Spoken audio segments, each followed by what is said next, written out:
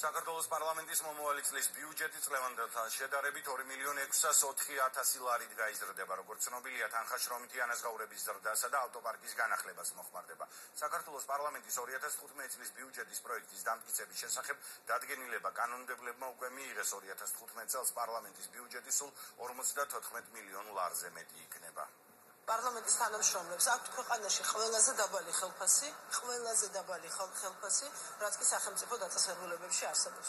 ამასობაში სიცოცხლისთვის და ჯანმრთელობისთვის ყველაზე საშიშ გარემოში მუშაობენ პარლამენტის თანამშრომლები და იმის გარდა, რა მდგომარეობაა ქუთაისის პარლამენტში, მათ უწევთ მუდმივად აი ამ სტრესის ქვეშ მუშაობა თბილისი-ქუთაისის გზაზე ცხოვრობენ ფაქტიურად. ამიტომ მე ვფიქრობ, რომ ძალიან დაუმსახურებელია ის, რომ დღემდე მათ ყველაზე დაბალი ხელფასი აქვს სახელმწიფო სისტემაში და დამსახურებულია მათთვის ხელფასების მომატება. უკიდურესობებში არასდროს არ უნდა გადავარდეთ, კარგად უნდა გვესმოდეს, რომ კორუფციულ ფასაზეში მოწყობილ თანამდებობებზე ადამიანებს უნდა კონდეთ კიდევაც ნორმალური ხელფასი, მაგრამ არა 35,000 ლარი, როგორც ეს გაკეთდა ამ მთავრობის დროს.